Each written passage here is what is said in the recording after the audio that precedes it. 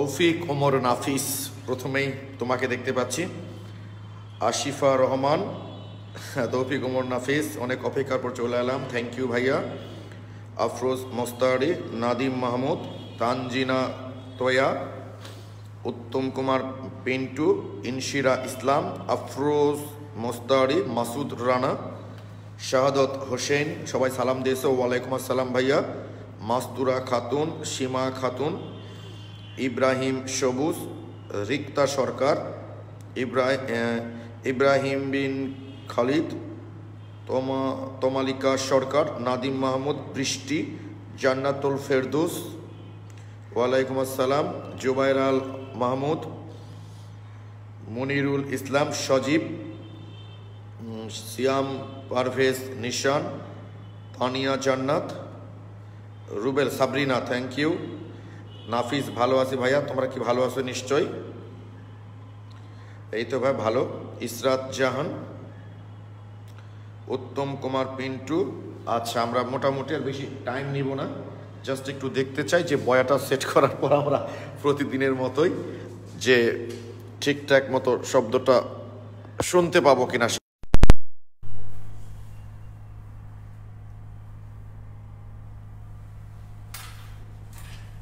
ওকে, বয়াটা set করলাম, এখন একটু দেখবো যে সাউন্ডের কি অবস্থা বয়া লাগানোর পর।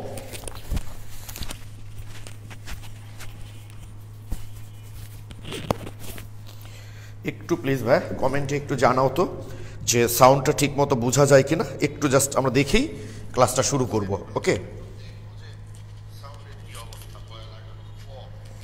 একটু প্লিজ। কামরুন্নেসা কান্তা লিখেছ, ক্লিয়ার?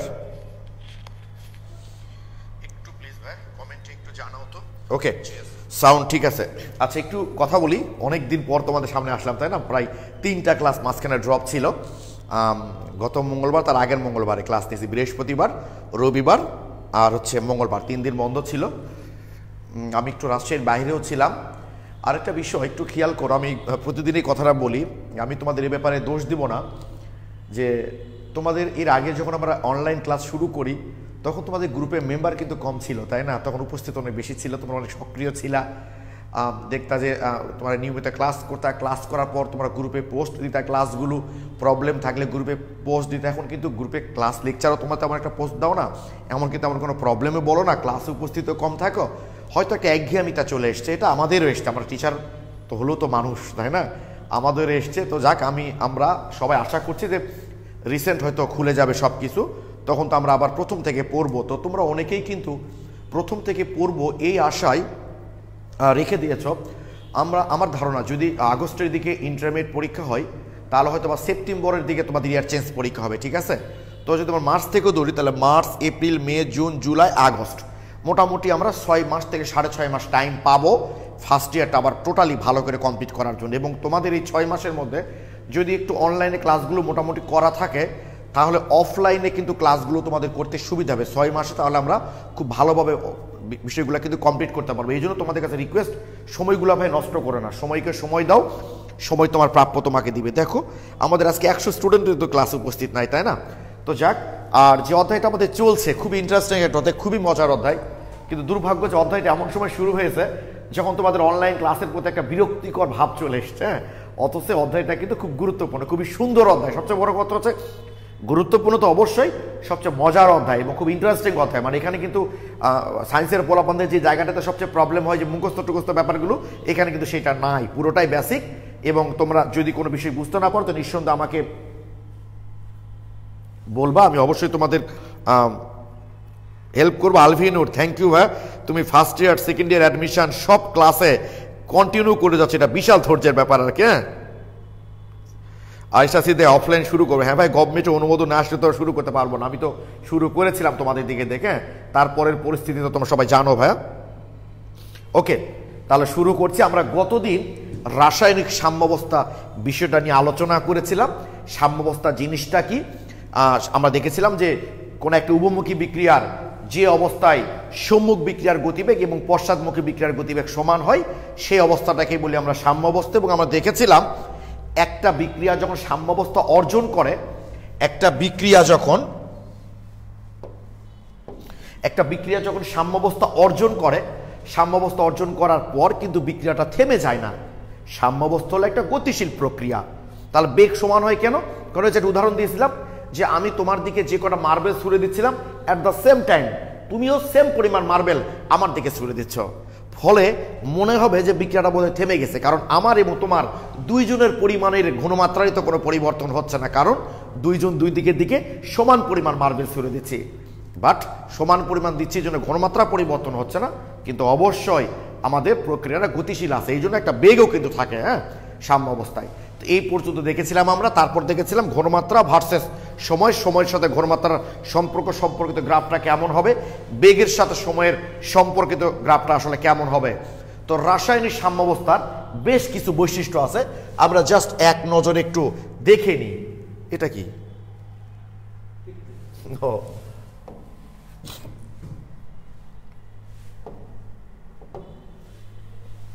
একটু দেখে নিই আমরা, তারপর আমরা খুবই ইন্টারেস্টিং একটা টপিক আজকে শুরু করব। ওকে,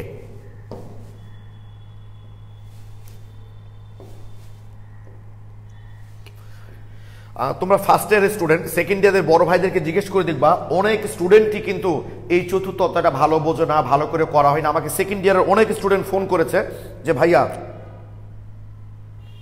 আমার চতুর্থ অধ্যায় একটু প্রবলেম আছে। কেন এই প্রবলেমগুলো থাকে জানো? কারণ এটা অধ্যায়ের শেষ দিকে, মানে অধ্যায় বলছি কোর্সের শেষ দিকের অধ্যায়। তো অনেক স্টুডেন্টই ধৈর্য ধরে এতদিন পর্যন্ত পড়া কন্টিনিউ করা বিশাল কষ্টের ব্যাপার মনে করে, ফলে ধৈর্যটা থাকে না। আমি বলি না কোনো কাজ শুরু করা অনেক সহজ, বাট সেটা কন্টিনিউ করা অনেকটা কঠিন। ফলে দু একটা ক্লাস, দু একটা দিন যদি শুধুমাত্র অবহেলা করে, তাহলে বিষয়গুলো আর ভালো বুঝবে না, অধ্যায়টা তাদের কাছে কঠিন মনে হবে। কিন্তু যারা কন্টিনিউ ক্লাস করবে, রুমে কন্টিনিউ পড়বে, অবশ্যই তাদের কাছে অধ্যায়টা অনেক ইজি মনে হবে। ওকে, তো যাক, এগুলো আমরা দেখেছি গতদিন এবং তোমরা কেউ কোনো প্রবলেম বলো নাই। আজকে আমরা এইটা ভরকিয়া সূত্র পড়বো। এই যে দেখো পেয়েছি আমরা রাসায়নিক সাম্যাবস্থার বৈশিষ্ট্য, উভমুখিতা। আমি গত ক্লাসেই বলেছি রাসায়নিক সাম্যাবস্থা কেবলমাত্র উভমুখী বিক্রিয়ার ক্ষেত্রে প্রযোজ্য। তাহলে একমুখী বিক্রিয়া কি সাম্যাবস্থা অর্জন করবে না? অবশ্যই করবে, যদি তার কন্ডিশনগুলো চেঞ্জ করে দেয়। কীরকম? বিক্রিয়া কখনো একমুখী হয় যদি খোলা পাত্রে বিক্রিয়াটা ঘটানো হয় এবং কোনো উৎপাদ যদি গ্যাসীয় থাকে, তাহলে গ্যাসটা পাত্রস্থল ত্যাগ করে চলে যায়, তখন বিপরীত বিক্রিয়াটা আর ঘটে না। যদি কোনো বিক্রিয়ায় অধক্ষিপ্ত হয় উৎপাদ, তাহলে সেই অধক্ষেপগুলো আর যদি দ্রবীভূত আমরা না করি, তাহলে উভমুখী বিক্রিয়াটা ঘটে না। সকল বিক্রিয়ায় সাম্যাবস্থা অর্জন করতে চাই, সত্য। সকল বিক্রিয়ায় সাম্যাবস্থাকে ধাবমান, সত্য। সকল বিক্রিয়া সাম্যাবস্থা অর্জন করে, মিথ্যা। কারণ সবাই চায়, সবাই পারে না। শুধুমাত্র কারা পারে? যারা উভমুখিতা অর্জন করে তারা। তাই সাম্যাবস্থা শুধুমাত্র উভমুখী বিক্রিয়ার ক্ষেত্রে প্রযোজ্য। ওকে, গতিবেগ সাম্যাবস্থায় উভবিক্রিয়ার পশ্চাৎমুখী বিক্রিয়ার গতিবেগ সমান থাকে, তোমরা জানো। বিক্রিয়ার অসম্পূর্ণতা একটু আগে বললাম, সাম্যাবস্থায় বিক্রিয়াটা কখনো শেষ হয়ে যায় না, কারণ প্রতি মুহূর্তে যে পরিমাণ বিক্রিয়ক উৎপাদ তৈরি করে, সেম পরিমাণ উৎপাদ আবার বিক্রিয়ক তৈরি করে। ফলে সাম্যাবস্থা একটা গতিশীল প্রক্রিয়া। প্রভাবকের ভূমিকায় নেতা। প্রভাবক শুধুমাত্র কি করতে পারে? কোন একটা বিক্রিয়া কত দ্রুত, মানে বিক্রিয়ার বেগ পরিবর্তন করে সে, প্রভাবক কি করে? বিক্রিয়ার বেগ বৃদ্ধি করে বা হ্রাস করে, অর্থাৎ বেগ পরিবর্তন করে বিক্রিয়াটা কত দ্রুত বা কত ধীরে সাম্যাবস্থা অর্জন করবে সেটা মেজারমেন্ট করতে পারে। বাট বিক্রিয়া সাম্যাবস্থা অর্জন করে ফেলে, প্রভাবক আর কোনো ভূমিকা রাখে না। যেটা তোমাদের এর আগের ক্লাসে বলেছিলাম যে ঘটক কি করতে পারে? একটা বিয়েটা দিয়ে দিতে পারে, বিয়েটা কত দ্রুত হবে কত ধীরে হবে, বিয়ে দেওয়ার পর ঘটকের কাজ কিন্তু আসলে শেষ। প্রভাবক একই রকম। সাম্যের অবস্থান বা উভয় দিক থেকে সৌগম্যতা, এই ব্যাপারটার অর্থ কি একটু দেখো ভাইয়া তোমরা। উভয় দিক থেকে সৌগম্যতা মানে কি? দেখো, নাইট্রোজেন প্লাস 3 হাইড্রোজেন বিক্রিয়া করে অ্যামোনিয়া তৈরি করে। তোমরা কি জানো যে নাইট্রোজেন এবং হাইড্রোজেনের মধ্যে যদি আমরা বিদ্যুৎ স্ফুলিঙ্গ চালনা করি, তাহলে কত পার্সেন্ট অ্যামোনিয়া তৈরি হয়? 7% অ্যামোনিয়া তৈরি হয়। 7% অ্যামোনিয়া তৈরি হয়। এই এমসিকিউটা মেডিকেল অ্যাডমিশন টেস্ট 2010-11 সেশনে দিয়েছে। তোমরা দেখো, মেডিকেল অ্যাডমিশন টেস্ট 2010-11 সেশনে এই এমসিকিউটা দিয়েছে যে নাইট্রোজেন এবং হাইড্রোজেনের মধ্যে বিদ্যুৎ স্ফুলিঙ্গ চালনা করলে কত পার্সেন্ট অ্যামোনিয়া তৈরি হয়? 7% অ্যামোনিয়া তৈরি হয়। এইবার আমরা যদি বিপরীত বিক্রিয়াটা ঘটাই, অর্থাৎ অ্যামোনিয়া নিয়ে যদি কাজ করি আমরা ভাইয়া, অ্যামোনিয়া নিয়ে কাজ করলাম, তাহলে এই যে এটা ভেঙে নাইট্রোজেন আর হাইড্রোজেন তৈরি হবে, তাহলে সেম কন্ডিশনে কত পার্সেন্ট অ্যামোনিয়া অবশিষ্ট থাকবে? আর কত পার্সেন্ট নাইট্রোজেন হাইড্রোজেন তৈরি হবে? 7% অ্যামোনিয়া উপস্থিত থাকবে আর 93% নাইট্রোজেন আর হাইড্রোজেন তৈরি হবে। অর্থাৎ এইটা দ্বারা আমাদের বোঝানো হচ্ছে যে আমি বিক্রিয়ক নিয়ে কাজ শুরু করি অথবা উৎপাদ নিয়ে কাজ শুরু করি না কেন, সাম্যাবস্থায় যার যতটুকু থাকা উচিত তার ততটুকুই থাকবে। দেখো নাইট্রোজেন আর হাইড্রোজেন মিলে যখন আমরা বিদ্যুৎ স্ফুলঙ্গ চালনা করলাম 7% অ্যামোনিয়া তৈরি হলো আর 93% থাকলো মিশ্রণে নাইট্রোজেন হাইড্রোজেন। বাট আমি অ্যামোনিয়া নিয়ে যখন বিক্রিয়া স্টার্ট করলাম 7% থেকে বাকি 93% নাইট্রোজেন এবং হাইড্রোজেন তৈরি হলো। এটাকেই বলা হচ্ছে উভয় দিক থেকে সৌগম্যতা। এই যে সাম্যের অবস্থান অথবা উভয় দিক থেকে সৌগম্যতা, অর্থাৎ তুমি যেই দিকটা নিয়ে কাজ করো না কেন সাম্যাবস্থায় যার যত পার্সেন্ট থাকা উচিত তার তত পার্সেন্টই থাকবে। ক্লিয়ার কিনা বলো এই বিষয়টা? তোমরা এই টপিকটা বুঝতে পেরেছো কিনা যে এই সাম্যের অবস্থান বা উভয় দিক থেকে সৌগম্যতা এই বিষয়টা তোমরা বুঝতে পেরেছো কিনা? প্লিজ আমাকে কমেন্টে একটু জানাও তোমরা যে হ্যাঁ এই পয়েন্টের অর্থ আমরা বুঝতে পেরেছি। সাম্যের অবস্থান বা উভয় দিক থেকে সৌগম্যতা এই পয়েন্টের অর্থটা তোমরা বুঝতে পেরেছো কিনা? Thank you. তৌফিক ওমর নাফিস বলেছো ক্লিয়ার, শফিউল্লাহ লিখেছো clear, Tanmoy Islam clear, okay উত্তম সবাই ক্লিয়ার লিখেছো, Tania Khatun clear, Abul Kalam clear. Thank you ভাইয়া, তোমরা বুঝতে পেরেছো এটার অর্থ। আচ্ছা এইবার হচ্ছে সাম্যের স্থায়িত্ব। সাম্যের স্থায়িত্ব কোন বিক্রিয়া একবার সাম্য অবস্থায় পৌঁছালে ওই একই ওটার মতোই ভাইয়া ওটা চিরকাল ও অবস্থায় থাকবে আর কি, যদি আমরা বাহ্যিক কোনো পরিবর্তন আসলে না করি। ধরো A+B বিক্রিয়া করে C+D উৎপন্ন করলো, সি যত মোল তৈরি হলো ডি তত মোল তৈরি হলো, সেম পরিমাণে থাকবে। যেটা গত ক্লাসে আমরা বলেছি ঘনমাত্রা কোনো পরিবর্তন আসলে হবে না যদি কন্ডিশনের পরিবর্তন আমরা না করি, সেটাই বলা হচ্ছে সাম্যের স্থায়িত্ব। ওকে, সকল রাসায়নিক বিক্রিয়ায় সাম্য অবস্থাতে ধাবমান, একটু আগে যেটা বললাম আমরা। এইবার এই অধ্যায়ের সবচেয়ে ইন্টারেস্টিং টপিকস আমরা শুরু করব, যেটার উপর ডিপেন্ড করে আমরা এই রাসায়নিক সাম্যাবস্থা টপিকসের অঙ্ক করা শুরু করব। সেটা হলো ভর ক্রিয়ার সূত্র। ভর ক্রিয়ার সূত্র।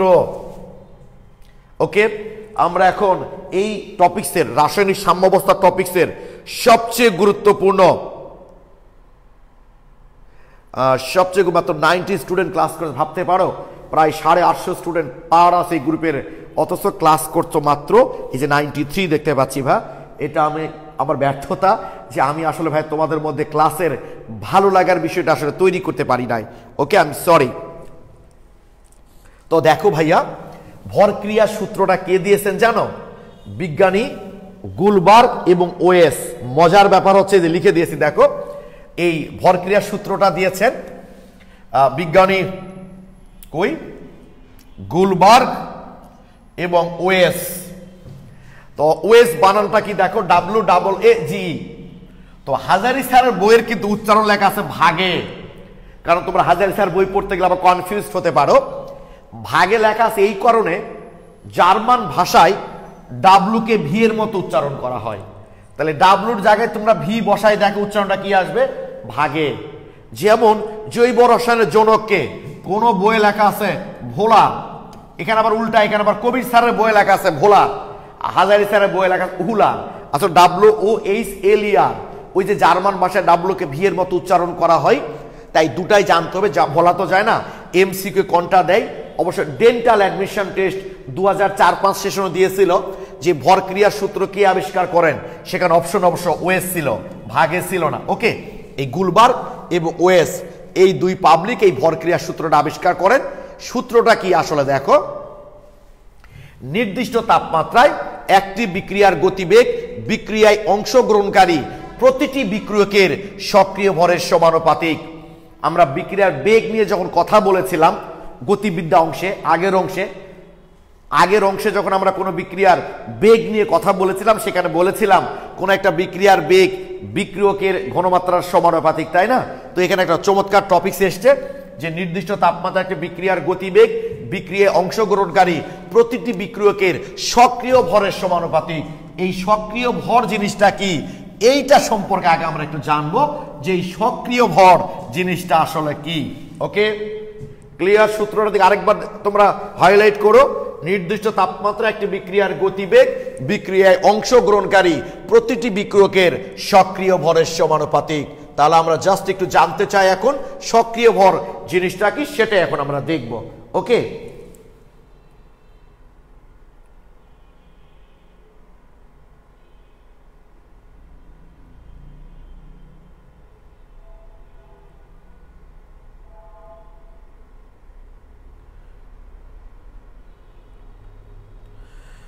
মিনাজুল ইসলাম নিলয়, গুলবার্গ ওয়েজ এর লটাকে সব ক্ষেত্রে সত্য না, শুধুমাত্র গ্যাসীয় পদার্থের ক্ষেত্রে সত্য। নিলয়, আমরা এখনো যাইনি, কেবল সূত্রটা শুরু করছি, আমরা আগে যাই ভিতরে, তারপর সব কথাবার্তাগুলি বলবো। শুধুমাত্র গ্যাসীয় পদার্থের ক্ষেত্রে প্রযোজ্য।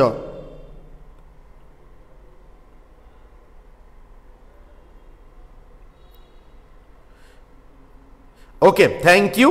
তাহলে আমরা শুরু করছি ভরক্রিয়ার সূত্র। আমরা কি বললাম, স্থির তাপমাত্রায় কোন একটা বিক্রিয়ার বেগ ওই বিক্রিয়ায় অংশগ্রহণকারী প্রতিটি বিক্রিয়কের সক্রিয় ভরের সমানুপাতিক। ওকে, এর আগে একদিন আমি বলেছিলাম, মনে আছে কিনা একটু খেয়াল করে, আমরা আবার নতুন করে মনে করে দিচ্ছি।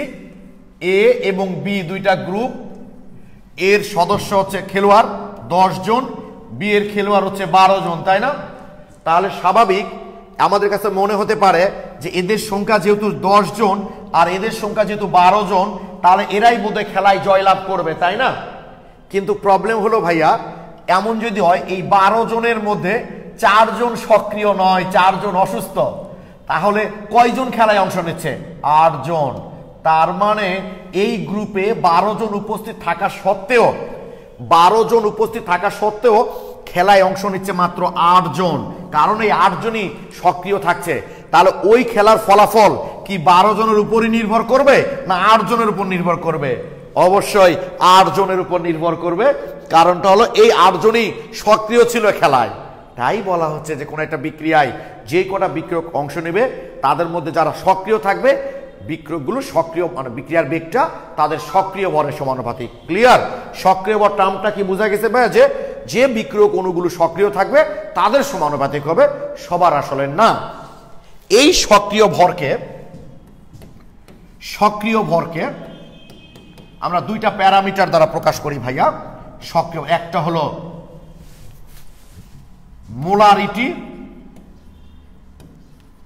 মোলারিটি এবং আরেকটা হলো আংশিক চাপ। কারণ এই বিষয়গুলো আমাদেরকে আগে জানতে হবে, তারপর না আমরা ভরক্রিয়া সূত্রটা বুঝবো, তাই না ভাইয়া? তাহলে সক্রিয় ভরকে আমরা কি কি দ্বারা প্রকাশ করি বললাম? একটা হলো মোলারিটি আর একটা হলো আংশিক চাপ। তোমরা দেখো, আমাদের যখন এই প্যান্ডামিক পরিস্থিতিটা শুরু হয়েছিল তখন আমি ইউটিউবের কিছু ক্লাস দেওয়া আছে, প্রথম অধ্যায় তোমাদের 4টা ক্লাস দেওয়া আছে প্রথম অধ্যায়, সেখানে মোলারিটির উপরে প্রায় 1.5 ঘন্টা একটা ক্লাস আছে ইউটিউবে, তোমরা দেখতে পারো ডিটেলস। এবং আমাকে অনেক স্টুডেন্ট ভাইয়া ফোন করে মানে থ্যাঙ্কস দিয়েছে, আদারওয়াইজ নিও না তোমরা যে ভাইয়া নিজের ঢোল নিজেই পেটাচ্ছেন, যে ভাইয়া মোলারিটির এরকম একটা ক্লাস পেয়েছি, মানে এই ক্লাসটা করার পর মোলারিটি নিয়ে আর কোনো প্রশ্ন আসলে মনের মধ্যে থাকে না। আমি জানি না তোমরা ক্লাসটা আসলে ইউটিউবে দেখেছো কিনা। উজ্জ্বল জুয়েল শিক্ষালয়, ইউটিউবে ঢুকে উজ্জ্বল জুয়েল শিক্ষালয় ঢুকে দেখবা যে ওই 2টা ক্লাস আছে, তার দুটাই তোমাদের জন্য গুরুত্বপূর্ণ, মোলারিটি এবং আরেকটা আছে এই যে অম্লমিতি ক্ষারমিতির উপর। তোমরা অবশ্যই ক্লাসগুলো দেখবা, যদি প্রথম অধ্যায়টা পড়ে থাকো অবশ্যই ক্লাসটা তোমরা দেখবা।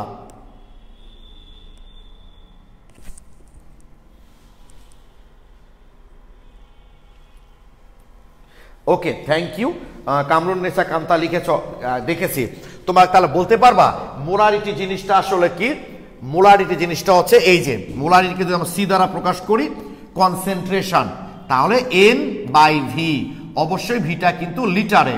মনে আছে কিনা আমি জানি না, তবু একবার তোমাদেরকে আমি মনে করে দেওয়ার চেষ্টা করছি, একটু মনে করে দেওয়ার চেষ্টা করছি ভাইয়া, দেখে একটু। সেটা হলো, ধরো এই যে 50 লিটার আমার একটা দ্রবণ আছে, ধরো এই যে দ্রবণ আছে, এখানে একটা দ্রবণের আয়তন হলো আমার 50 লিটার, দ্রবণের আয়তন 50 লিটার এবং এর মধ্যে 10 মোল একটা দ্রবীভূত আছে।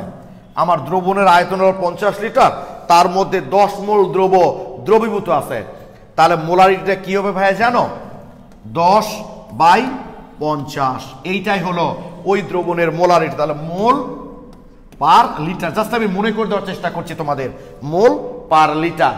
অর্থাৎ 1 লিটার দ্রবণে যত মোল দ্রবীভূত থাকবে তাকেই বলা হয় ওই দ্রবণের মোলারিটি। 50 লিটার দ্রবণে আছে 10 মোল দ্রব, অতএব 1 লিটার দ্রবণে কত থাকবে? 10/50। একইভাবে ভি লিটার দ্রবণে আছে n মোল দ্রব, ভি লিটার দ্রবণে আছে n মোল দ্রব, তাহলে 1 লিটার দ্রবণে কত থাকবে? n/v মোল দ্রব। এটাই হলো মোলারিটি। ওকে, এটাই হলো মোলারিটি n/v। ওকে, এটা হলো মোলারিটি। ক্লিয়ার কিনা? জাস্ট একটু মনে করে দেওয়ার চেষ্টা করলাম ভাই আমি তোমাদের। এটা হলো মোলারিটি। এবার আসি আংশিক চাপ। এই আংশিক চাপটা তোমরা এখনো পড়ো নাই, তোমাদের 2-1 জন হয়তো সেকেন্ড ইয়ারের স্টুডেন্ট তোমাদের গ্রুপে অ্যাড থাকতে পারে, তারা এটা জানে।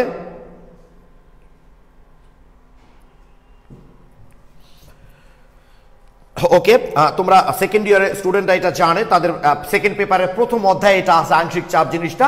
তবে আমি তোমাদের এখানে হালকা একটা ধারণা দিব যেন এই অধ্যায়ের থিওরি এবং অঙ্কগুলো তোমরা করতে পারো। কারণ আংশিক চাপ সম্পর্কে ধারণা না থাকলে ভাইয়া এই অধ্যায়ের অঙ্কগুলো আমি তোমাদের কিছুই বোঝাতে পারবো না। তাহলে এখন আমরা আংশিক চাপ, যেহেতু এটা নিয়ে আমরা আলোচনা করেছিলাম ওই অংশে, তাই এটা নিয়ে আর এই মোলারিটি বেশি কথা বললাম না। এবার আমি কথা বলবো আংশিক চাপ নিয়ে।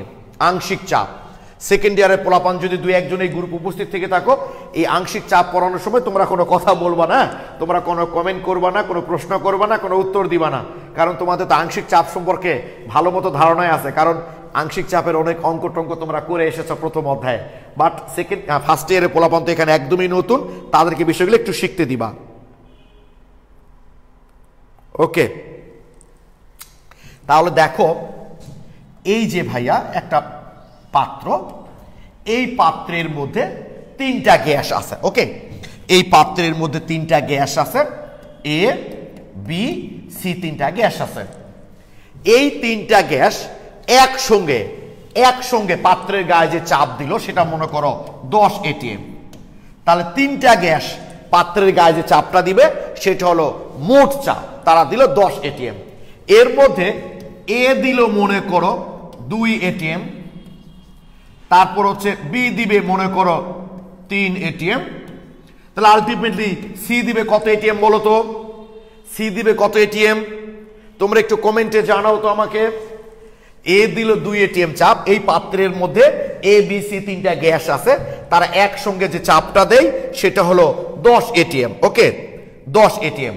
এর মধ্যে এ দিল 2 ATM চাপ, বি দিল 3 ATM চাপ। তোমরা আমাকে একটু কমেন্টে জানাও তাহলে সি দিবে কোন চাপ, সিটা কোন চাপ দিবে বলো, কত চাপ দিবে? সাদি আফরিন লিখেছে 5 ATM, মুশফিকুর রহমান লিখেছে 5 ATM, সায়নী আর অর্থে লিখেছে 5 ATM, শফিউল্লাহ লিখেছে 5 ATM, Jasimuddin 5 ATM, Abul Kalam 5 ATM, Hasna হেনা 5 ATM, তৌফিক ও মুনাফিস। এই রে তোমরা তো জটিল জিনিস গো, জবর জিনিস। তোমরা বিজ্ঞানী ডাল্টনের আগে যদি তোমরা জন্মগ্রহণ করতা তাহলে তোমরাই তো এই সূত্রের জনক হয়ে যেতা। এটা আমরা পেয়েছি ডাল্টনের আংশিক চাপ সূত্র নামে একটা সূত্র আছে, বুঝছো? ফার্স্ট পেপারের প্রথম অধ্যায়ে গেলে তোমরা এটা পড়বা, ডাল্টনের আংশিক চাপ সূত্র। সেখানে উনি বলেছেন স্থির তাপমাত্রায় এই এ বি সি যে 3টা গ্যাস আমরা প্রবেশ করিয়েছি এরা যেন পরস্পরের সাথে বিক্রিয়া না করে, বিক্রিয়া করলে অন্য ব্যাপার ঘটবে, সেখানে আমি আর যাচ্ছি না। তারা প্রত্যেকে যে চাপ দেয়, মানে প্রত্যেকের যে আংশিক চাপ সেটা তাদের মোট চাপের সমষ্টির সমান, অর্থাৎ তারা প্রত্যেকের আংশিক চাপ যোগ করলে মোট চাপ হবে। এটা কিন্তু ডাল্টন আংশিক চাপ সূত্র থেকে পেয়েছি আমরা, তখন গিয়ে আমরা এটা আলোচনা করব, এখন না। আপাতত তাহলে জেনে রাখো এই যে এর যে 2 ATM চাপ এটা কি করে মেজারমেন্ট করতে হয়, বি যে 3 ATM চাপ ধরো দিল এটা কিভাবে মেজারমেন্ট করতে হয়, সি যে কেমনে জানো? ধরো এই পাত্রের আয়তন হলো ভি লিটার, তো এই ভি লিটার আয়তনের পাত্রে আমি এ বি সি 3টা গ্যাসকে প্রবেশ করিয়েছি, তারা একসঙ্গে পাত্রের গায়ে যে চাপটা দিল সেটা হলো মোট চাপ, সেটা হলো 10 ATM। এবার ওই ভি লিটার আয়তনের পাত্রেই, ওই ভি লিটার পাত্রেই আমি এই 3টা গ্যাসকে আমরা বের করে নিয়ে আসলাম। আমি 3টা গ্যাসকে এখান থেকে বের করে নিয়ে এসেছি, শুধুমাত্র এ গ্যাসটাকে আমি প্রবেশ করিয়েছি। দেখা গেল এ কিন্তু ওই 2 ATM চাপই দিবে। এবার আমি এ কে বের করে নিয়ে আসলাম, এবার আমি বি কে প্রবেশ করালাম, বি দেখবা 3 ATM চাপ দিবে। এবার আমি সি কে প্রবেশ করালাম, সে দিবে 5 ATM। অর্থাৎ যে এই যে গ্যাস উপাদানগুলো যে পাত্রে আমরা মিশ্রিত করেছিলাম, ওই আয়তনের পাত্রেই যদি, ওই আয়তনের মানে ভি লিটার পাত্রেই যদি যে কোনো একটা গ্যাস প্রবেশ করায়, তাহলে সে একা যে চাপটা দিবে সেটা হলো তার আংশিক চাপ। যদি বি কে আমি শুধুমাত্র প্রবেশ করাই, তাহলে ওই পাত্রে বি একা যে চাপটা দিবে সেটা হলো বি এর আংশিক চাপ, বা সি একা যে চাপটা দিবে সেটা হলো সি এর আংশিক চাপ। অর্থাৎ ওই মোট চাপের মধ্যে এ কতটুকু দিচ্ছে 2 ATM, তাহলে এটা হলো এর আংশিক চাপ। বি কতটুকু দিচ্ছে 3 ATM, তার মানে ওই পাত্রের মধ্যে বি কে প্রবেশ করালে সে 3 ATM চাপ দিত। আর সি দিচ্ছে কত 5 ATM, তার মানে ওই পাত্রের মধ্যে সি কে প্রবেশ করালে সে 5 ATM চাপ দিত। অর্থাৎ কোন একটা গ্যাস মিশ্রণের মধ্যে এই যে এ বি সি তিনটা গ্যাস ছিল, প্রত্যেকটা উপাদান ওই মিশ্রণের ওই পাত্রের আয়তনে একা যে চাপটা দেয় সেটা হলো তাদের প্রত্যেকের আংশিক চাপ, তারা একসাথে যে চাপটা দেয় সেটা হলো মোট চাপ। তোমরা আংশিক চাপ জিনিসটা কি সেইটা বুঝতে পেরেছো কিনা প্লিজ একটু কমেন্টে জানাও। কাউসার মাহমুদ নাহিদ, মূল ভগ্নাংশ মোট চাপ। এই যে অনেক দূর চলে গেছো ভাইয়া, আমি তো এত দূরে এখনো যাইনি, আমি আস্তে আস্তে আসতেছি। প্লিজ একটু কমেন্টে জানাও তোমরা। আচ্ছা, ইজাজুল ইসলাম লিখেছো ক্লিয়ার, আফরোজা মুস্তারি লিখেছো ক্লিয়ার, কামরুন্নেসা কান্তা লিখেছো ক্লিয়ার, তৌফিক ওমর নাফিজ লিখেছো ক্লিয়ার, বৃষ্টি লিখেছো জি স্যার বুঝেছি থ্যাংক ইউ, কি সয়নি worthy clear, Abul Kalam clear, Tanzina তোয়া ক্লিয়ার। ওকে, তাহলে আমরা কি দেখলাম যে কোনো গ্যাস মিশ্রণের মধ্যে সবগুলো গ্যাস একসঙ্গে যে চাপ দেয় সেটা হলো মোট চাপ, আর প্রত্যেকে আলাদা আলাদা করে যে চাপটা দেয় সেটা হলো প্রত্যেকের আংশিক চাপ। আচ্ছা, তোমরা কি বলতে পারবা দেখি, কোন একটা গ্যাস মিশ্রণের মধ্যে আমি 4 গ্রাম হাইড্রোজেন প্রবেশ করিয়েছি, তারপর 44 গ্রাম কার্বন ডাই অক্সাইড প্রবেশ করিয়েছি, তারপর মনে করো 17 গ্রাম অ্যামোনিয়া প্রবেশ করিয়েছি, তারপর মনে করো 16 গ্রাম অক্সিজেন প্রবেশ করিয়েছি। তাহলে তোমরা কি বলতে পারবা কোনটির আংশিক চাপ সবচেয়ে বেশি হবে?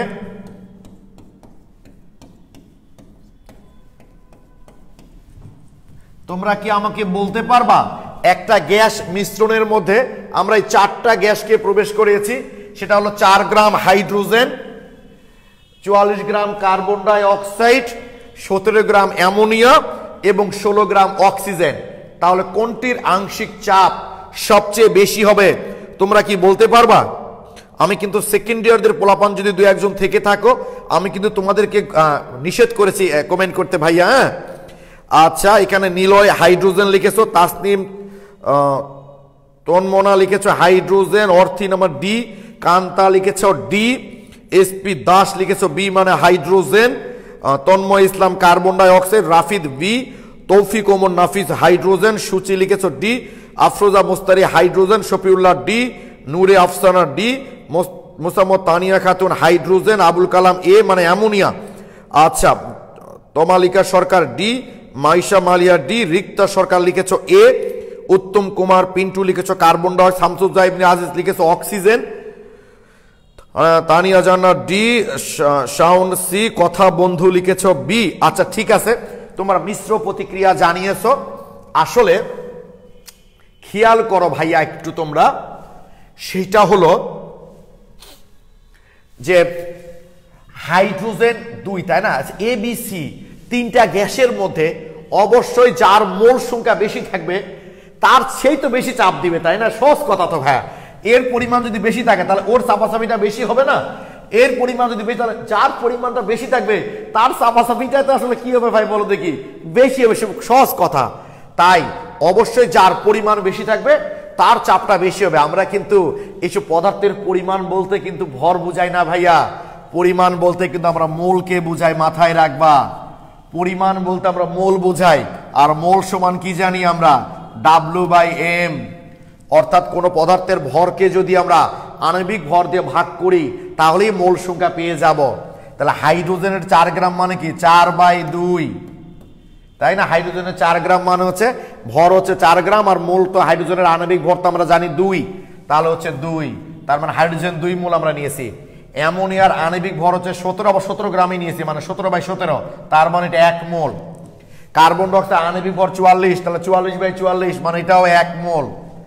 আর অক্সিজেনের আণবিক ভর হচ্ছে 32 আর নিয়েছি 16, তাহলে 16/32 সমান 0.5 মোল। তার মানে আমরা দেখতে পাচ্ছি যে 4টা গ্যাস মিশ্রিত করলে সবচেয়ে বেশি আংশিক চাপ হবে এইটা, আর এই দুটার চাপ সমান হবে কারণ এই দুটার মোল সংখ্যা হচ্ছে সমান। আর সবচেয়ে কম চাপ হবে অক্সিজেনের, কারণ এর মোল সংখ্যা হচ্ছে সবচেয়ে কম। তাহলে যার মোল সংখ্যা যত বেশি থাকবে তার আংশিক চাপ তত বেশি হবে। কেন সেটা আমি দেখাচ্ছি। আগে তোমরা আমাকে বলো এইটুকু বুঝতে পেরেছো কিনা ভাইয়া? তোমরা যারা ভুল করেছিলা তারা প্লিজ আমাকে একটু কমেন্টে জানাও যে যারা ভুল করে ডি বলেছিলা বা অন্যটা, মানে উত্তর হবে আসলে বি বাদে যারা অন্যগুলো বলেছিলা তারা ক্লিয়ার কিনা একটু বলো যে আংশিক চাপ অবশ্যই তার বেশি হবে মিশ্রণে যার পরিমাণটা অবশ্যই বেশি থাকবে। তাহলে পরিমাণটা কার বেশি থাকবে?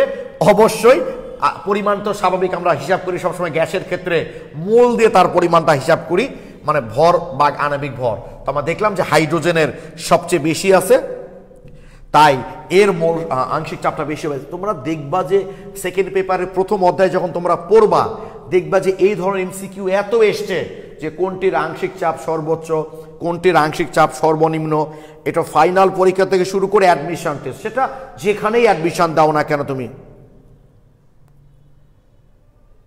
ও আচ্ছা, হ্যাঁ না, অক্সিজেন 8 কাউন্ট করেছিল তাই না? আচ্ছা, 8 কাউন্ট করলে তো 2 হওয়ার কথা, দুটার মোল সংখ্যা তো সমান হবে। 8 হচ্ছে অক্সিজেনের পারমাণবিক সংখ্যা ভাই, আর 16 হচ্ছে পারমাণবিক ভর। আর অক্সিজেন যেহেতু দ্বিপরমাণু তাই 32 আণবিক ভর। থ্যাংক ইউ, সবাই লিখেছ ক্লিয়ার। এখন দেখো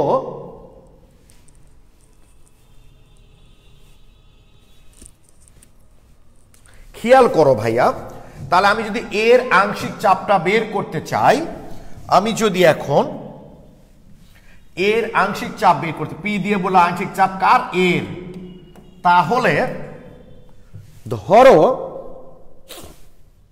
ধরে নাও আমি এখন এটা একটু মিশাই দিলাম, দাঁড়াও, কার কতটুকু চাপ আছে এটা আমি মিশাই দিলাম।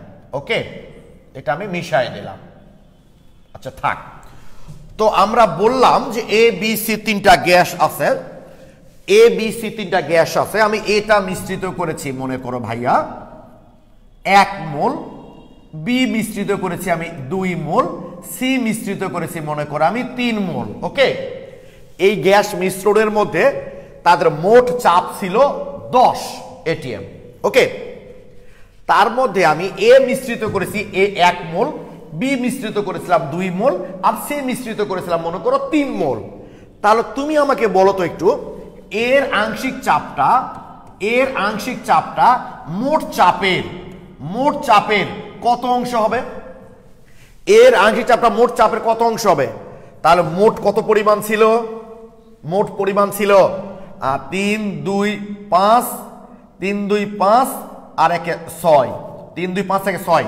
তাহলে 6 এর মধ্যে সে ছিল 1, তাহলে 1 অংশের মধ্যে সে কতটুকু থাকবে? খেয়াল করো, মোট মোল কত মিশ্রণের মোট মোল হচ্ছে 3, 2, 5, 1, 6। তাহলে 6 এর মধ্যে এ ছিল 1, অতএব 1 এর মধ্যে কত? 1/6। তার মানে মোট মোলের সে 1/6 অংশ আছে, অর্থাৎ এইটা হবে এর আংশিক চাপ। এইটা হলো আমাদের এর আংশিক চাপ। এখন বলো তো তাহলে বি এর আংশিক চাপ কত হবে? তাহলে বলো তো বি এর আংশিক চাপ কত হবে? তাহলে মোট চাপ কত? 10, তার কত অংশ? তাহলে 6 এর মধ্যে বি আছে 2, অথবা 1 এর মধ্যে কত? 2/6, এত অংশ। তাহলে সি এর আংশিক চাপ কত হবে? পিসি ইজিক্যাল টু মোট কত? 10, তার কত অংশ ভাই বলো তো? 6 এর মধ্যে আছে 3, অথবা 1 এর মধ্যে কত? 3/6, এত অংশ। তার মানে এটা হলো এর আংশিক চাপ, এটা হলো বি এর আংশিক চাপ, এটা হলো সি এর আংশিক চাপ। ওকে, আচ্ছা আমি একটু আরো ফ্রেশ করে দিচ্ছি। তাহলে খেয়াল করো, তার মানে মোট চাপ তো সবার ক্ষেত্রে একই। তার মানে কি, যার দেখো পরিমাণ মোল সংখ্যা বেশি হচ্ছে, দেখো যার মোল সংখ্যা বেশি হবে তার আংশিক চাপ কিন্তু বেশি হবে। যার দেখো মোট মোল তো সবার একই, মোট মোল তো সবার একই, মোট চাপও তো একই, তার মানে যার মোল সংখ্যা বেশি হবে তার আংশিক চাপ বেশি হবে। তাহলে এটা হলো আংশিক চাপ, আংশিক চাপ ইজ ইকাল টু মোট চাপ, মোট চাপ ইন্টু মোল ভগ্নাংশ। দেখা যায় তো না এই পর্যন্ত, মোল ভগ্নাংশ, মোল, আচ্ছা একটু নিচে লিখি,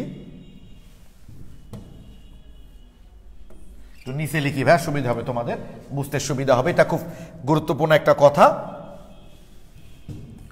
আংশিক চাপ, এটা প্রমাণ আছে কিন্তু ভাই, বুঝছো, সেকেন্ড ইয়ারে গিয়ে তোমরা প্রমাণ করবা। আংশিক চাপ ইজ ইকাল টু মোট চাপ, মোট চাপ ইন্টু মোল ভগ্নাংশ। আবার ওই জায়গায় চলে গেল, আচ্ছা যাক, মোল ভগ্নাংশ। বললাম মোল ভগ্নাংশ কত রাশি আসলো কেন? কোন মিশ্রণের একটা উপাদানের মোল সংখ্যাকে ওই মিশ্রণের মোট মোল সংখ্যাতে ভাগ করলে যে ভাগফলটা পাই সেটাকেই বলা হয় মোল ভগ্নাংশ। আমি লিখে দিচ্ছি, লিখে দিচ্ছি, কোন মিশ্রণের, কোন মিশ্রণে, কোন মিশ্রণের একটি উপাদানের মোল সংখ্যাকে, কোন মিশ্রণের একটি উপাদানের, কোন মিশ্রণের একটি উপাদানের, কোন মিশ্রণের একটি উপাদানের মোল সংখ্যাকে, কোন মিশ্রণের একটি উপাদানের মোল সংখ্যাকে ওই মিশ্রণের, ওই মিশ্রণের মোট, কোন মিশ্রণের একটি উপাদানের মোল সংখ্যাকে ওই মিশ্রণের মোট মোল সংখ্যা দিয়ে, মোট মোল সংখ্যা দিয়ে, মোট মোল সংখ্যা দিয়ে ভাগ করলে, মোট মোল সংখ্যা দিয়ে ভাগ করলে যে ভাগফল পাওয়া যায়,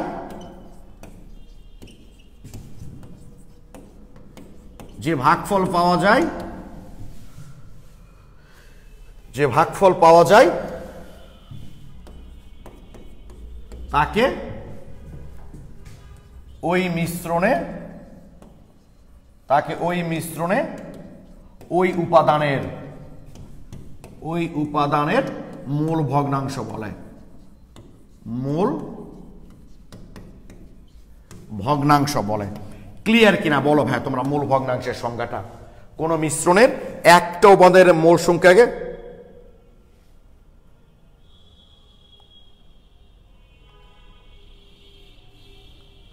ছয় কেন হবে? মোট ভায়া, মোট এই কারণে।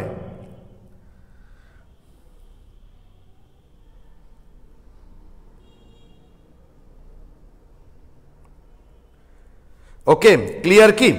কোন মিশ্রণের একটি উপাদানের মোল সংখ্যাকে ওই মিশ্রণের মোট মোল সংখ্যা দিয়ে ভাগ করলে যে ভাগফল পাবো তাকেই ওই মিশ্রণে ওই উপাদানের মোল ভগ্নাংশ বলে। ওকে, তাহলে আমরা দেখলাম আংশিক চাপ ইজ ইকাল টু, এই যে ভাইয়া আংশিক চাপ ইজ ইকাল টু মোল ভগ্নাংশ ইন্টু মোট চাপ, অর্থাৎ আংশিক চাপটা হচ্ছে মোট চাপের কত অংশ, মোট চাপের কত অংশ ওই উপাদানটা আছে আর কি। ওকে, সেটা আমরা কেন এভাবে করলাম নিশ্চয়ই বুঝতে পারছো। এই যে মোট চাপের কত অংশ, 6 কেন হলো এখন বুঝতে পেরেছো? এই যে 3 + 2 + 1 মোট মোল সংখ্যা আর কি। ওকে, এই কারণে একজন বোধহয় জিজ্ঞেস করছো 6 কেন হলো, বুঝলাম না। থ্যাংক ইউ, হাসনা হেনা লিখেছো পুরাই ঝকঝকা ফকফকা। ওকে, তাহলে আমরা একটু হাইলাইট করে নিই। আমরা ভর ক্রিয়া সূত্র দেখতে গিয়ে একটা জিনিস পেয়েছিলাম, সক্রিয় ভর। আমরা বলেছিলাম সক্রিয় ভরটা আমরা দুইটা প্যারামিটার দ্বারা প্রকাশ করি, একটা হলো মোলারিটি আর একটা হলো আংশিক চাপ। মোলারিটি জিনিসটাকে আমরা দেখলাম মোল বাই আয়তন, অবশ্যই আয়তনের লিটারে, কারণ মোলারিটির সংজ্ঞায় বলা হয় 1 লিটার দ্রবণে যত মোল দ্রবীভূত থাকে সেটাই হলো তার মোলারিটি। ওকে, এরপর আমরা আংশিক চাপ যেটা একটা নতুন রাশি, তা আমরা ডিটেল জানলাম যে কোনো মিশ্রণে যতগুলো উপাদান মিশ্রিত থাকে তারা একসঙ্গে যে চাপ দেয় সেটা হলো ওই মিশ্রণের মোট চাপ, আর ওই মিশ্রণের মধ্যে ওই আয়তনের মধ্যে একটা উপাদান যে চাপ দিবে সেটা হলো আংশিক চাপ। এবং আমরা দেখলাম যে যার মোল সংখ্যা বেশি হয় তার আংশিক চাপটা বেশি হয়, কারণ এই যে আংশিক চাপ যখন বের করব তাহলে মোট চাপের এ কত অংশ হচ্ছে, তাহলে 6 ভাগের 1 ভাগ, 6 ভাগের 1 ভাগ। বি কত অংশ হচ্ছে 6 ভাগের 2 ভাগ। সি কত অংশ হচ্ছে 6 ভাগের 3 ভাগ। এবং এটা হলো মোট চাপ, এটা হলো আংশিক চাপ। আর একটু আমাদের মোলকে যদি আমরা মোট মোল দিয়ে ভাগ করি তাহলে যে ভাগফলটা পাই আমরা সেটা হলো ওই উপাদানের মোল ভগ্নাংশ। তাহলে আমরা কি দেখলাম, আংশিক চাপ ইজ ইকুয়াল টু মোট চাপ ইন্টু মোল ভগ্নাংশ। বা তোমাদের কোনো বই লেখা আছে আংশিক চাপ ইজ ইকুয়াল টু মোল ভগ্নাংশ ইন্টু মোট চাপ, একই জিনিস। এই দুটার মধ্যে কোনো পার্থক্য আছে ভাই? 2 গুণ 3 আর 3 গুণ 2 এর মধ্যে কি কোনো পার্থক্য আছে? একই জিনিস। তোমাদের বেশিরভাগ বই লেখা আছে আংশিক চাপ ইজ ইকুয়াল টু মোল ভগ্নাংশ ইন্টু মোট চাপ। তোমাদের এখানে যেহেতু আমি মোট চাপটা আগে দিয়েছি তাই তোমাদের মোট চাপটা আগে লিখলাম। ওকে, এটা নিয়ে আবার কনফিউশন হওয়ার কোনো কিছু নাই। আমরা একটা এমসিকিউ দেখেছিলাম আর মোল ভগ্নাংশের সংজ্ঞাটা আমরা দেখলাম। ওকে, তাহলে এখন তোমাদের প্রশ্ন হতে পারে যে কেন ঘনমাত্রা এবং আংশিক চাপকে আসলে আমরা সক্রিয় ভর দ্বারা প্রকাশ করি। সেটা হলো ভাইয়া, তার মানে সবচেয়ে সহজ কথা হচ্ছে ওই মিশ্রণের মধ্যে যত বেশি মোল বিক্রিয়ক সক্রিয় থাকবে বিক্রিয়ার বেগ তত বেশি হবে। সহজ কথা, যত বেশি মোল বিক্রিয়ক সক্রিয় থাকবে বিক্রিয়ার বেগ তত বেশি হবে। তাহলে ঘনমাত্রা is equal to mole by আয়তন। তো যত উপাদানে আমি মিশ্রিত করি না কেন ভি তো সবার ক্ষেত্রে একই হবে, ঠিক আছে? ভি তো একই হবে, তার মানে মোল যার বেশি সক্রিয় হবে তার বেগই বেশি হবে। আবার আংশিক চাপ সমান কি দেখলাম আমরা, মোল ভগ্নাংশ, তার মানে n1/n ইন্টু মোট চাপ। তাহলে মোট চাপ তো দেখলা সবার একই, মোট মূলত সবার কি একই। তাহলে যত বেশি বিক্রিয়ক অণুগুলো আসলে সক্রিয় হবে তত বেশি বিক্রিয়ার বেগ হবে। এই কারণে এটা বেশি সক্রিয় হলেও আলটিমেটলি এটা বেশি হয়ে যায়, আর এটা বেশি হলেই তো সক্রিয় ভরটা বেশি। এই কারণে যদি এক বাক্যে বলতে চাই আমরা যে যেহেতু আংশিক চাপ এবং ঘনমাত্রা দুটার সাথেই মোলের সম্পর্ক এবং এই মোলটা যত বেশি হবে তাহলে এই দুটাও তত কি হবে, বেশি হবে, বিক্রিয়ার বেগটাও তত বেশি হবে। এই জন্য সক্রিয় ভরকে আমরা দুইটা প্যারামিটার দ্বারা প্রকাশ করি, একটা হলো ঘনমাত্রা, একটা হলো আংশিক চাপ। কারণ দুটাতেই কিন্তু ভাই মোলের সম্পর্ক, দুটাতেই কিন্তু মোলের সম্পর্ক। কারণ যে উপাদানের ঘনমাত্রা বের করো না কেন আয়তন তো একই হবে, যে উপাদানের আংশিক চাপ বের করতে যাও না কেন মোট মোল সংখ্যা এবং মোট চাপ তো আসলে একই হবে। তাই এটা যাদের বেশি হবে, এটা বেশি হলে এটা বেশি, এটা বেশি হলে এটা বেশি, আর এগুলো বেশি হলেই বিক্রিয়ার বেগ বেশি হবে। তাই সক্রিয় ভরকে আমরা ঘনমাত্রা আবার বলেন ভাইয়া। আচ্ছা শোনো, বিক্রিয়ার সক্রিয় ভরের সমানুপাতিক। সক্রিয় ভর বলতে আমরা কেন আংশিক চাপ এবং ঘনমাত্রাকে বুঝাই। ঘনমাত্রা is equal to mole by আয়তন। তা আয়তন তো ধ্রুবক ভাই, যে উপাদান ধরো এই একটা মিশ্রণ, আমি এর মধ্যে যেই উপাদানই যোগ করি না কেন তাদের মোল সংখ্যা চেঞ্জ হতে পারে, বাট পাত্রের আয়তন কি চেঞ্জ হবে? হবে না। আরেকটা কথা আমি বলেছি যে ভরক্রিয়ার সূত্র কিন্তু শুধুমাত্র গ্যাস উপাদানের ক্ষেত্রে প্রযোজ্য। এখন যদি বলো গ্যাস উপাদানের আবার আয়তন কেমনে আমরা মেজারমেন্ট করব, এখানে আয়তন বলতে পাত্রের আয়তনকে বোঝানো হচ্ছে, ঠিক আছে? তাহলে এ বি সি আমি যে উপাদানটাই প্রবেশ করি না কেন তাদের ঘনমাত্রা বের করতে চাইলে তো ভি তো চেঞ্জ হচ্ছে না। যেটারই আমি আংশিক চাপ বের করতে যাই না কেন, যেটারই আমি আংশিক চাপ বের করতে যাই না কেন এটা তো আর চেঞ্জ হবে না, কারণ তারা একসঙ্গে যে চাপ দেবে সেটাই পি। এক মোট মোল সংখ্যা এটাও তো আর চেঞ্জ হবে না, শুধু এ বি বা সি এর চেঞ্জ হবে কোনটার কারণে? এটার কারণে। তো এটা চেঞ্জ হলে তো আলটিমেট এটা চেঞ্জ হয়, এটা বেশি হলে তো এটা বেশি হবে, এটা বেশি হলে তো এটা বেশি হবে, আর এটা বেশি হলে তো বিক্রিয়ার বেগ বেশি হবে। এই কারণেই সক্রিয় ভরটাকে আংশিক চাপ এবং ঘনমাত্রা এই দুটা প্যারামিটার দ্বারা প্রকাশ করা হয়। সক্রিয় ভর কেন বলছি, কারণ এই মূল বের করতে গেলে তো ভাই ভরই লাগে। এই যে দুটাই তো ভর, W/m, দ্রব্যের ভর, আণবিক ভর, সবই তো ভরের সাথে সম্পর্ক। এই জন্য সক্রিয় ভর কথাটা বলছি। ওকে, শামসুজ্জোহা ইবনে আজিজ। এরপরও যদি কেউ বুঝতে না পারো তাহলে আর বোঝার চেষ্টা করো না, থিওরিটা ভালো করে পড়ো, অঙ্ক করি আমরা, তখন এমনি এমনি বুঝে যাবে কেন হচ্ছে। এটা না বুঝেও ডিএমসি বুয়েটে চান্স পাওয়া যায়, টেনশনের কোনো কারণ নাই। আপাতত তাহলে এইটুকু মনে রেখো যে সক্রিয় ভরটাকে আমরা দুইটা প্যারামিটার দ্বারা প্রকাশ করি, একটা হলো কি কি আংশিক চাপ আর একটা হলো ঘনমাত্রা। ক্লিয়ার? ওকে, তাহলে আমরা চলে যাব এখন ভর ক্রিয়ার সূত্রে। এতক্ষণ ধরে ভর ক্রিয়ার সূত্র যে পড়বো সেই পড়ার প্রস্তুতি নিলাম কিন্তু ভাই, এতক্ষণ জাস্ট প্রস্তুতি। ওই যে সক্রিয় ভর নামে একটা নতুন রাশি এসছে, তো এতক্ষণ শুধু প্রস্তুতি নিলাম আমরা। এখন আমরা পড়াটা শুরু করব। এখন আমরা ভর ক্রিয়ার সূত্রটা ভাইয়া শুরু করব। দেখো, এখন আমরা ভর ক্রিয়ার সূত্র শুরু করব। নির্দিষ্ট তাপমাত্রায় একটা বিক্রিয়ার গতিবেগ বিক্রিয়ায় অংশগ্রহণকারী প্রতিটি বিক্রিয়কের সক্রিয় ভরের সমানুপাতিক। ওকে, আমরা চলে যাচ্ছি ভর ক্রিয়ার সূত্রে।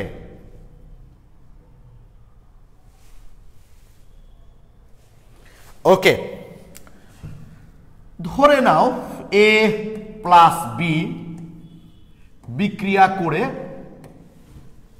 তারা সি প্লাস ডি উৎপন্ন করলো। ওকে, তো আমরা ধরে নাও এখানে সক্রিয় ভরকে আমি প্রকাশ করলাম ঘনমাত্রায়। ঘনমাত্রাকে যেমন সি দ্বারা প্রকাশ করা হয়, থার্ড ব্র্যাকেট দ্বারাও কিন্তু প্রকাশ করা হয়। কোথাও যদি তুমি দেখো, ধরো এরকম লেখা আছে হাইড্রোজেন আয়ন দিয়ে থার্ড ব্র্যাকেট দেওয়া আছে, তাহলে বুঝবা ভাইয়া ওটা হাইড্রোজেন আয়নের ঘনমাত্রা বোঝানো হয়েছে। এভাবেও বোঝানো হয়, আবার সি দিয়ে সাফিক্স হাইড্রোজেন আয়ন এটা দ্বারাও বোঝানো হয়। এটাও ঘনমাত্রা, এটাও ঘনমাত্রা। সি হলো কনসেন্ট্রেশন বা থার্ড ব্র্যাকেট, তুমি যেটা দিবা সেটাই হবে, কোনো অসুবিধা নাই। তাহলে এই একটা বিক্রিয়া, ধরো এর ঘনমাত্রা, তাহলে এ থার্ড ব্র্যাকেট দ্বারা প্রকাশ করলাম। তারপর বি এর ঘনমাত্রা, বি দিয়ে থার্ড ব্র্যাকেট দিলাম। তারপর মনে করো সি এর ঘনমাত্রা, সি দিয়ে থার্ড ব্র্যাকেট দিলাম। তারপর মনে করো ডি এর ঘনমাত্রা, ডি দিয়ে থার্ড ব্র্যাকেট দিলাম। ঠিক আছে, এখন আমাদের ভর ক্রিয়ার সূত্রে বলা হচ্ছে বিক্রিয়ার বেগ বিক্রিয়ায় অংশগ্রহণকারী প্রতিটি বিক্রিয়কের সক্রিয় ভরের সমানুপাতিক। তাহলে প্রথমে সম্মুখ বিক্রিয়ার ক্ষেত্রে আমরা দেখি।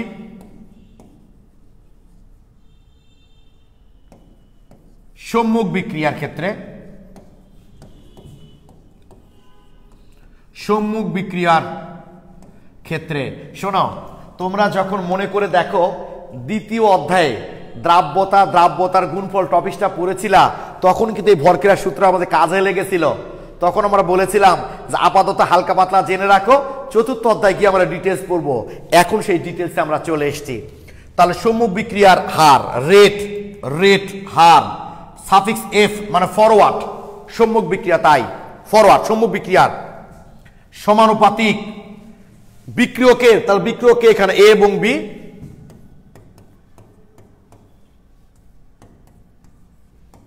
সমানুপাতিক। ওকে, কোন জায়গায় কেউ বুঝতে না পারলে সঙ্গে সঙ্গে বলবো আমাকে। তাহলে আর এফ ইজিক্যাল টু, তাহলে আমার এখানে সমান বা চিহ্ন তুলে ধ্রুবক দিলাম, ধরো কে ওয়ান,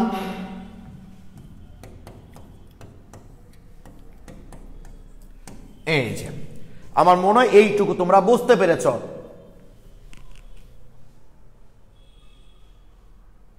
হ্যাঁ, মিনহাজুল ইসলাম নিলয়, থার্ড ব্র্যাকেটটাই বেশি ইউজ করা হয়, বেশিরভাগ ক্ষেত্রেই থার্ড ব্র্যাকেটটাই ব্যবহার করা হয় ঘনমাত্রার ক্ষেত্রে।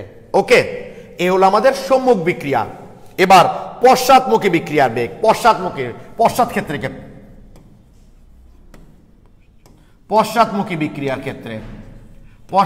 বিক্রিয়ার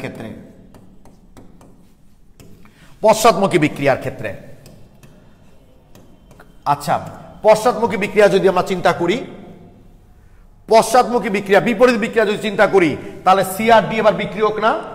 যদি বিপরীত বিক্রিয়া আমরা চিন্তা করি, তাহলে এবার বিক্রিয়ক কে, সি এবং ডি। বিপরীত বিক্রিয়া, পশ্চাৎমুখী বিক্রিয়া চিন্তা করলে নিশ্চয়ই বুঝতে পারছো এখানে বিক্রিয়ক হচ্ছে সি এবং ডি। তাহলে আমরা লিখতে পারি নিশ্চয় বিক্রিয়ার হার, এটা ব্যাকওয়ার্ড, পশ্চাৎমুখী সমানুপাত সি এবং ডি, কারণ এক্ষেত্রে বিক্রিয়ক কিন্তু সিডি, বিপরীত বিক্রিয়ার ক্ষেত্রে বিক্রিয়ক হচ্ছে সিডি। ওকে, তাহলে ব্যাকওয়ার্ড আর বি ইজ ইকাল টু, এক্ষেত্রে ধ্রুবক ধরো কে টু, ওটা কে ওয়ান দিয়েছে, তাহলে কে টু।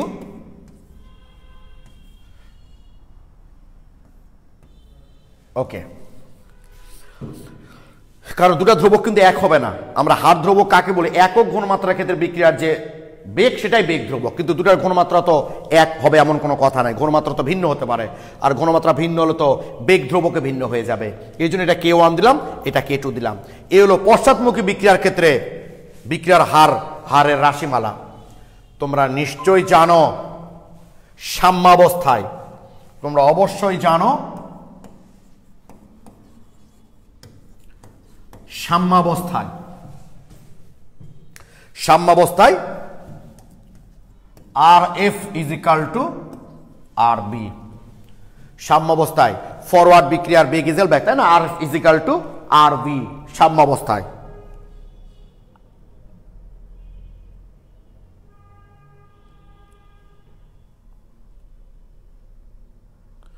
হ্যাঁ, K1 দ্বারা সম্মুখ বিক্রিয়ার হার ধ্রুবক, আর K2টা হচ্ছে পশ্চাৎমুখী বিক্রিয়ার হার ধ্রুবক। ঠিক আছে, K1টা হলো সম্মুখ বিক্রিয়ার হার ধ্রুবক, K2টা হলো পশ্চাৎমুখী বিক্রিয়ার হার ধ্রুবক।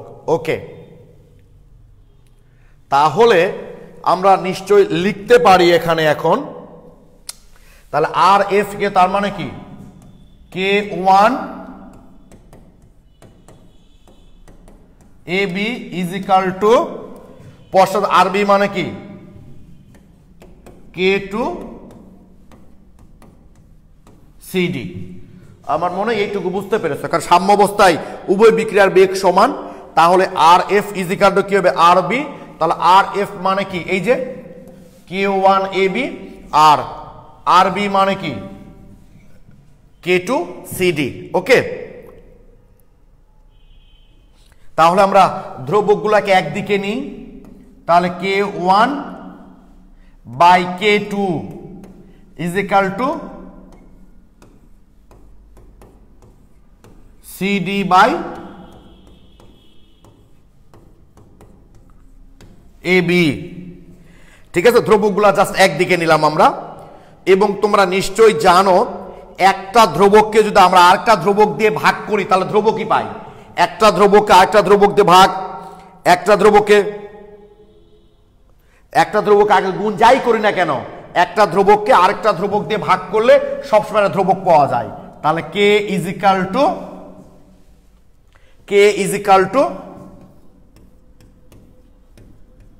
CD by AB। তো যেহেতু আমরা এক্ষেত্রে সক্রিয় ভরকে ঘনমাত্রায় প্রকাশ করেছি, তাই এখানে আমরা KC দিচ্ছি আর কি, কনসেন্ট্রেশন। যেহেতু আমরা KC কেন দিলাম বুঝতে পারছো? যেহেতু আমরা ঘনমাত্রায় সক্রিয় ভরকে ঘনমাত্রায় প্রকাশ করেছি, তাই এক্ষেত্রে আমরা KC ইউজ করলাম। জাস্ট K দিতাম, C এর দ্বারা বুঝালাম যে কনসেন্ট্রেশন, এক্ষেত্রে সক্রিয় ভরটা হচ্ছে ঘনমাত্রায়। এটাই হলো মোটামুটি আমাদের ভর ক্রিয়ার গাণিতিক রূপ। এই KC কে বলা হয় সাম্য ধ্রুবক বা সাম্যাঙ্ক। সাম্য ধ্রুবক, KC কে বলা হয় সাম্য ধ্রুবক বা সাম্যাঙ্ক। অর্থাৎ কোন বিক্রিয়ায়, মানে কোন অভিমুখী বিক্রিয়ার সাম্যাবস্থায় উৎপাদের ঘনমাত্রাকে যদি আমরা বিক্রিয়কের ঘনমাত্রাতে ভাগ করি, তাহলে যে ভাগফলটা পাই সেটা হচ্ছে KC। বা এভাবে বললেও সমস্যা নাই, উৎপাদের সক্রিয় ভরকে যদি আমরা বিক্রিয়কের সক্রিয় ভর দিয়ে ভাগ করি, তাহলে আমরা যেটা পাই তাকেই বলি আমরা সাম্য ধ্রুবক বা সাম্যাঙ্ক। প্লিজ তোমরা আমাকে কমেন্টে একটু জানাও এইটুকু বুঝতে পেরেছো কিনা, একটু আমাকে বলো তোমরা প্লিজ, এইটুকু বলো আমাকে যে এটা তোমরা বুঝতে পেরেছো কিনা। এই পর্যন্ত জাস্ট যতদূর পর্যন্ত আমি আলোচনা করলাম এইটুকু পর্যন্ত বুঝতে পেরেছো কিনা।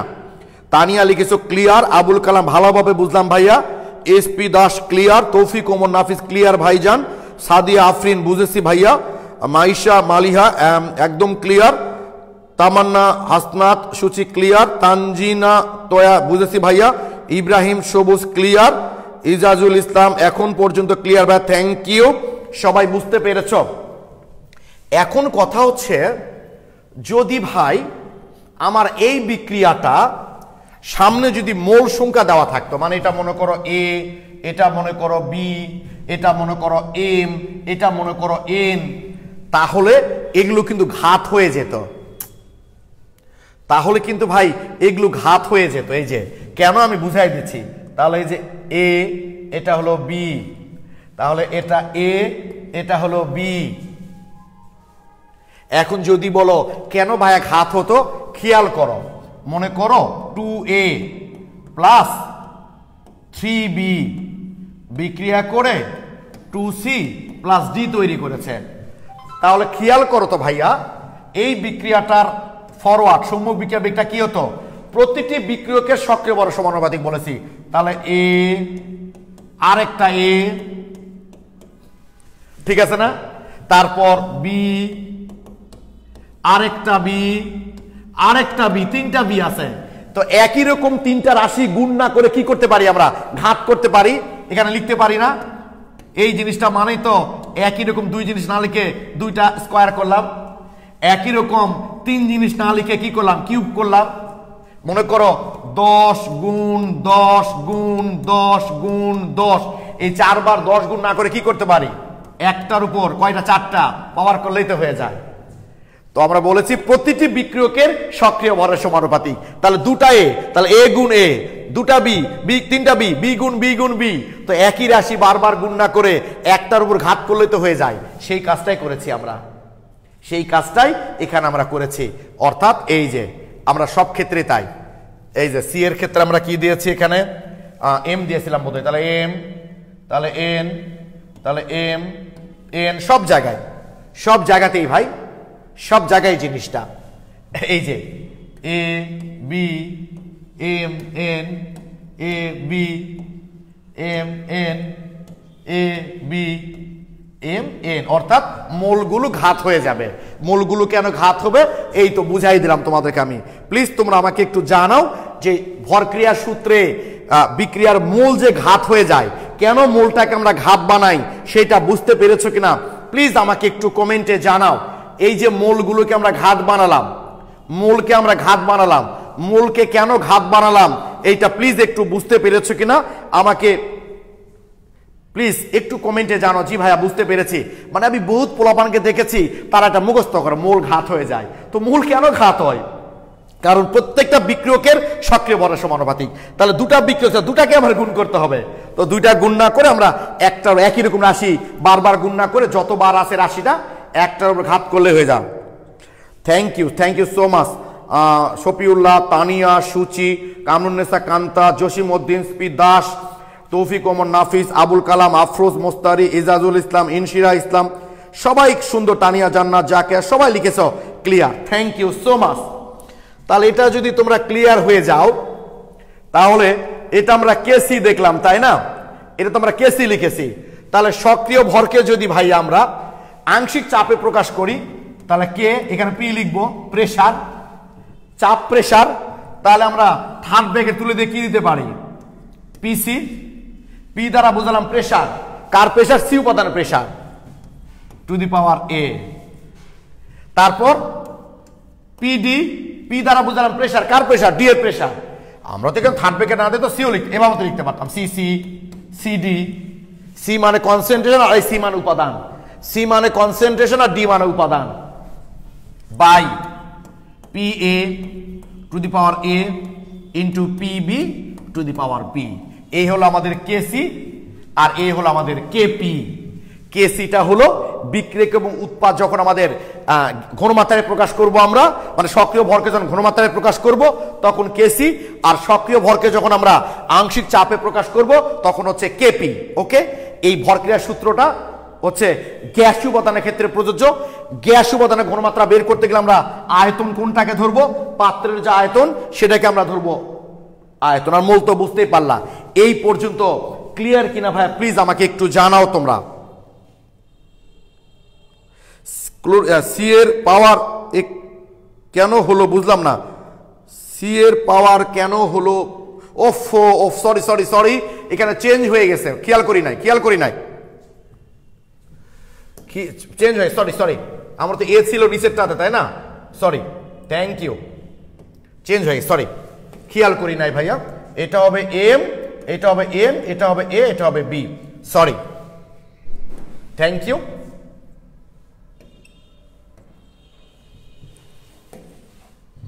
এটা হলো এম, এটা হলো এন, এটা হলো এ, এটা হলো বি।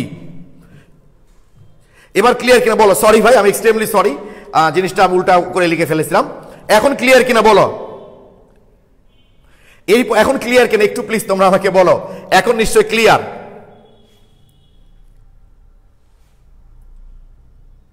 তানিয়া খাতুন এবার ঠিক হয়ে গেছে, আমি আসলে খেয়াল করিনি ভাইয়া, এগুলো অনেক সময় হয়ে যায় লিখার সময়, তোমাদের অনলাইন ক্লাস নেওয়ার সময় অনেক দিকে মাথা ঘামাইতে হয়তো।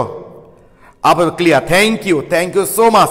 আমাকে একটু কমেন্টে জানাও যে আজকে যতক্ষণ পর্যন্ত ক্লাসগুলো তোমরা করলা কন্টিনিউ, কোনো জায়গায় খারাপ লেগেছে বা ক্লাসটা ইন্টারেস্টিং কিনা বলো, তোমরা বিষয়গুলো ইন্টারেস্টিং কিনা জাস্ট এইটুকু আমাকে কমেন্টে জানাও, তাহলে আমি উৎসাহিত হব, অথবা ভুল ভ্রান্তি থাকলে সেটা আমি সংশোধন করে নেব। জাস্ট একটু বলো তোমরা আমাকে যে ক্লাসটা ইন্টারেস্টিং কিনা, যতটুকু করলা। সামনে আরো মজা আছে, সামনে আরো মজার জিনিস আছে, সেগুলো আমরা করব। এই যে ভরক্রিয়ার সূত্র কি আমরা ব্যাখ্যাটা করে ফেললাম। অবশ্যই তোমরা যদি মনে করো খুব ভালো বুঝতে পেরেছি, কোনো সমস্যা নাই, তাহলে রুমে গিয়ে কিন্তু সমস্যা বের হবে। এই জিনিসগুলো ভালো করে ঠান্ডা মাথায় দেখবা, আরো ভালো লাগবে। এই যে সাম্যাঙ্ক কাকে বলে, কেপিউ কেসি বলতে কি বোঝো, তাহলে আগামী পর্বে কি হবে একটু শুনে নাও। আগামী পর্বে আমরা দেখব কেপিউ কেসি এর মধ্যে সম্পর্ক কি। কেপি আর কেসির আমাদের হাজারি স্যারের বই লেখা আছে কেপি আর কেসির একক হবে না, আসলে একক হবে কিনা এবং পরীক্ষাগুলোতে কি দিয়েছে সেগুলো আমরা দেখব। তারপর একক দেখব, কখন কেপি বড় হবে, কখন কেসি বড় হবে, ইন্টারেস্টিং বহু জিনিস আছে, সে সবই আমরা সামনে ক্লাসে দেখব। ততক্ষণ সবাই ভালো থেকো, সুস্থ থেকো, সবার জন্য শুভকামনা রইল। আসসালামু আলাইকুম।